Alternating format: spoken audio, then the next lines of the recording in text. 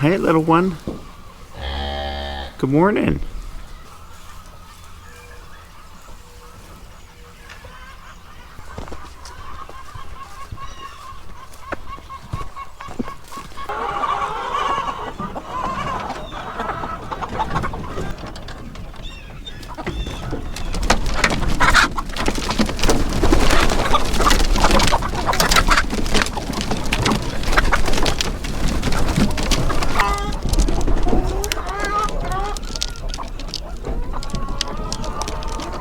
Hey, I found an egg.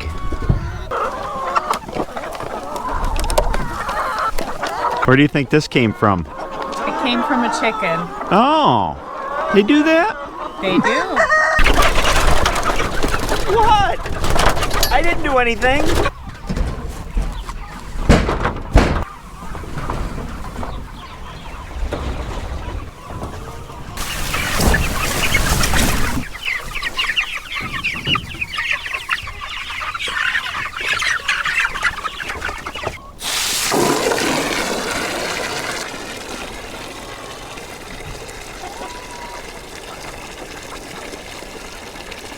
Good morning, I'm Pete, and welcome to Just a Few Acres Farm. Today we got chickens, you saw them.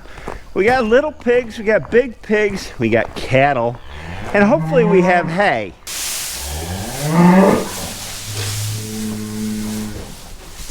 You guys are going back outside today, you'll like that.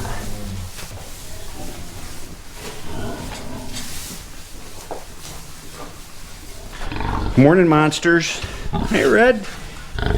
Hey, John boy, how are you doing? You guys want some water? What are you doing, Red? Morning, Brownie.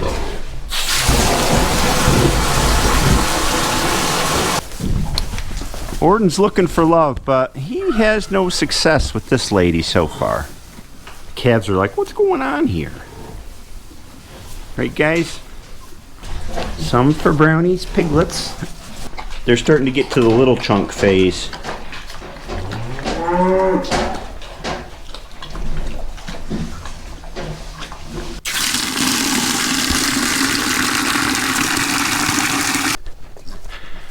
Oh, I heard a little bugger. They're out here someplace.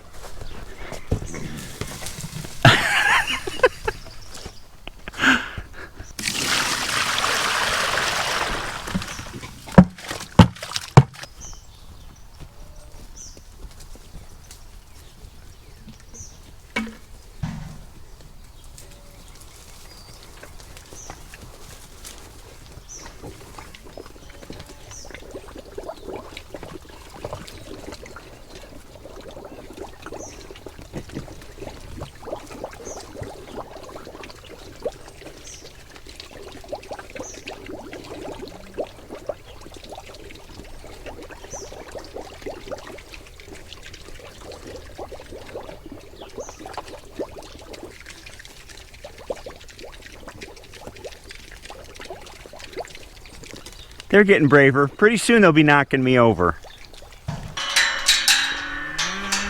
Hi, Patty. How are you all doing this morning? I expected as much, Patty. Let's fluff up your hay.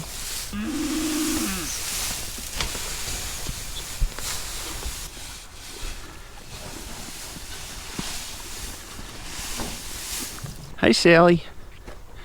Your calf's getting a drink. Come on, bud. I want to see the calf. There we go.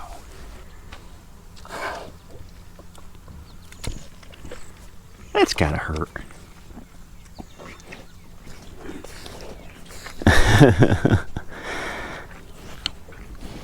You got plenty of salt in the dish. What is this racket in here? Look at all these chicks. Broilers, and turkeys feathering out.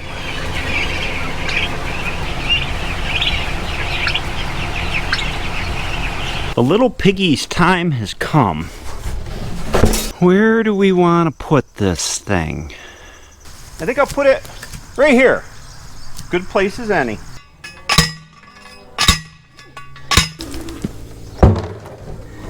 That's a little bit too high. just right.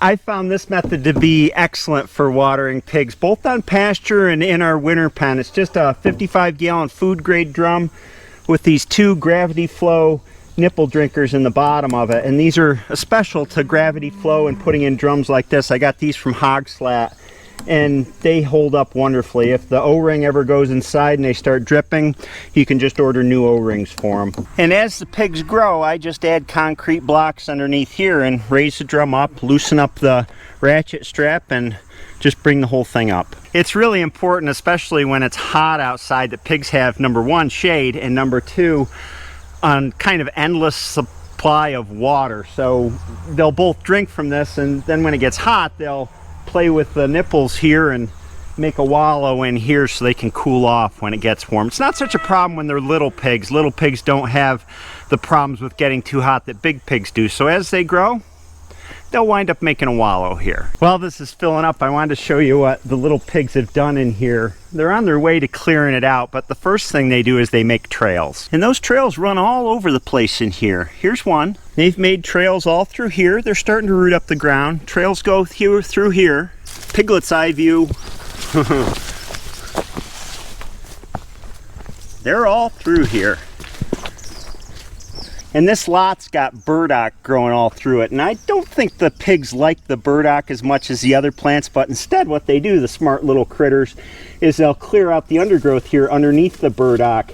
And then they've got these big shady areas where they can hang out until I come with more food and water. That's where they run from. And this here is a handy dandy little flip up door with fencing wire hinges that I made so I can fill it through this door, but also I can fit the submersible heater down in here for wintertime use. And the door helps keep the heat in, keep the water from freezing. A little 250 watt submersible heater keeps this water from freezing all through the winter months. Now, I'm changing the piglets' home base from over here where I feed them to over here where the new waterer is. So to let them know that, I take their feeder here. Well, they haven't drank all the water from this morning. We'll just pour this water out and leave the feed in the bottom. And bring it over here to where their waterer is. Put some more water in it.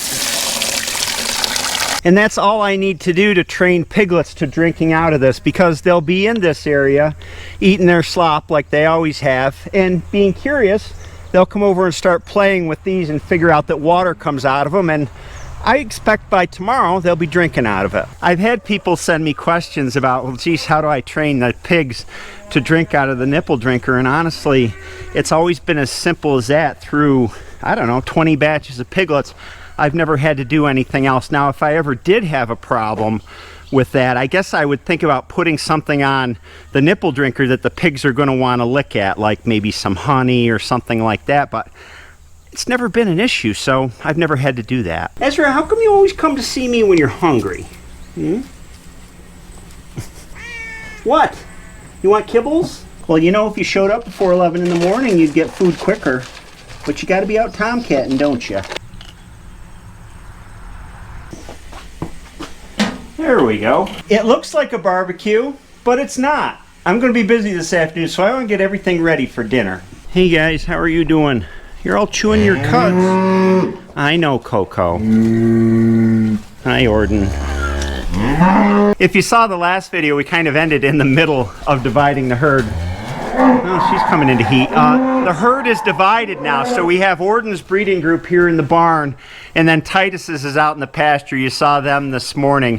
One question that came up during that last video a lot is, how come you let the bulls in with the cows before you separated the herd? And the reason is, well, there's always two reasons, isn't there? The first reason is that there's very little chance of the bull breeding the cattle during that day when they're in the pasture, because a cow will only breed and become pregnant once in her cycle, and her cycle is about 21 days long. So there is a chance that the bulls could breed a cow, but it's acceptable. It's a very minimal chance. It's not like they can breed every day out of the year. Reason number two is that if we left the bulls in this side of the barn and we were bringing the cows in to where I'm standing, the bulls would go nuts. And I don't like the bulls to go nuts. I don't like to stress them by having cows in close proximity to them that they can't get to for the better part of a day. It's just very stressful for them. That's why we let the bulls out with the cows for a short period of time until the herd is divided. And now it's time to let you guys out in the winter pasture, but there's one thing that we have to do to some of you before you go out. Don't complain, it won't be that bad. We're gonna open this gate over here. You wanna come in here and hang out? You don't have to come in, Orden, but I would like to get her.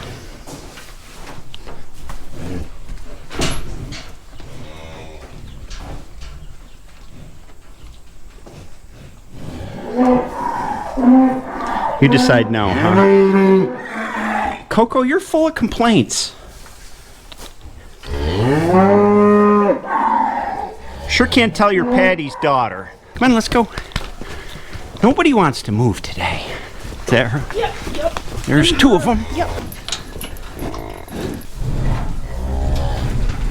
Come on, honey. 1804 Daffodil. Your old tag is barely readable, so we're going to give you a new one. New bling. There you go. Come down, Tulip. This will only take a second. You haven't had a tag in a long, long time. There you go. Now we know who you are. All right. Out you go. This last one we got, B, is coming into heat, so Orden won't lose sight of her. Orden says, haha, I got you where I want you now, except I'm on the wrong end. All right, I just got to get this in the old hole here. Well, don't do that. You're being a pain. There we go. You look like a new lady now. You do. Here you go. Out you go. Haven't gotten that retagging done. They can all go out and enjoy the winter pasture now. Oh, 3 at a time anyway. This will give these ladies a little more space when Orden's after them to get away. Bull behavior sure is interesting to watch during breeding season. Orden's dug this big hole in here. And there's the heifer yard over there. Now he's running to trash talk his old buddy Titus. All the ladies are following along.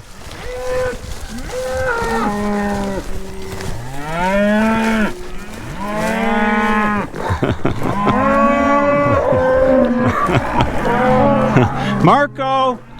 Polo! Marco! There's Titus right over there on the other side of the Maginot line. And there's Orden.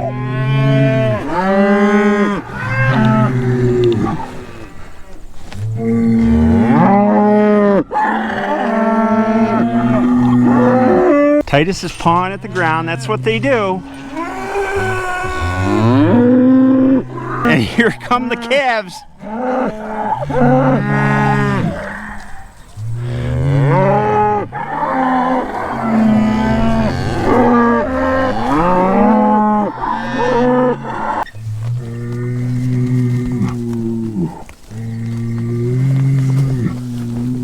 What we have going on here is an upset in equilibrium. The whole cattle herds used to being together. The bulls were used to being in the barn. Now we've upset all of that. We've changed the pecking order. We've made it so half the herd can't get to the other, and they're figuring that out. The bulls, in addition, get agitated because they see females on the other side of the Maginot line that they can't get to. So they're kind of at their long distance competition here for dominance by pawing at the ground and making these sounds that they're making. When they come back together after breeding season is over, they're going to settle that dispute. But luckily, we have very docile bulls compared to some of the other bulls I've seen on farms around here. So it's more of a friendly competition, a head-pushing competition to see who's going to be the dominant bull going through the rest of the year with the herd all reunited and the bulls in. I can't say enough how much I like the color of this year's calves. They're all different colors. We got kind of a lighter brown, and even lighter brown than that, a red calf over here, and then over on the other side we've got 4 more calves that are all different colors, along with the usual, well, he got hidden, mostly black calves. Now I need to take care of this water because the bulls kicked some of the gravel into it when they were in here competing with each other, so it's got to be cleaned out and leveled.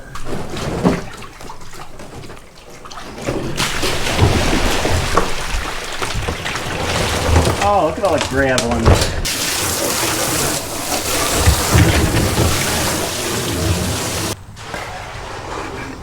We just want to level things out a little bit.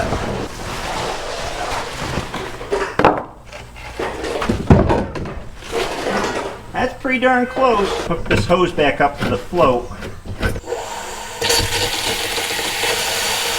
This is the first time I've tried one of these Rubbermaid float valves.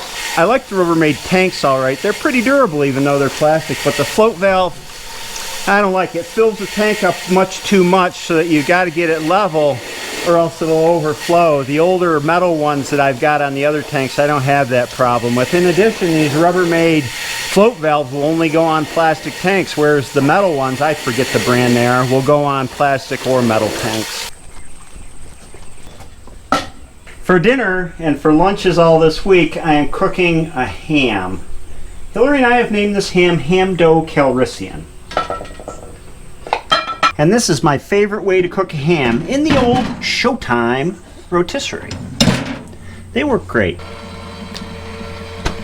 About 2 hours. I've tried ham on the grill and I've decided I think it dries them out too much. Similar for ham in the oven, but in this it rolls in its own juices and stays nice and moist. Is that a bush? I guess it is. Howdy, ladies. How are you doing? Just hanging out during all this drama, huh?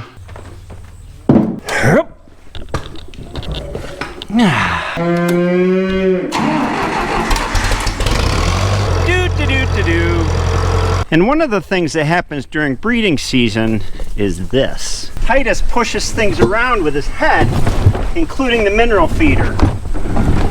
Case in point, Titus, you're hard on things.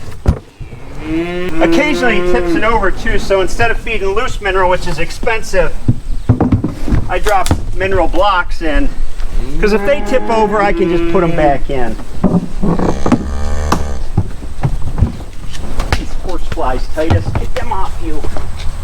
I hate horse flies. There we go, Carrie. Ooh, that smells good. Let's check its temperature. 146 degrees, we're good. There we go. Gotta get these guys off. I don't use any glazes on ham because the rotation in the rotisserie keeps the surface moist while still getting nice and crispy like we want, and we always fight over these pieces. And I really don't want my ham to taste like mustard or sugar or any of that stuff. I want it to taste like ham. It's nice crispy with a little fat on the outside. My family loves these hams, so we keep a private stash for ourselves. We don't usually take hams to market. We just have them made for a couple customers and us to enjoy throughout the year once in a while. It's been a long day. I hope you enjoyed this video, and I'll see you next time. It's time to eat.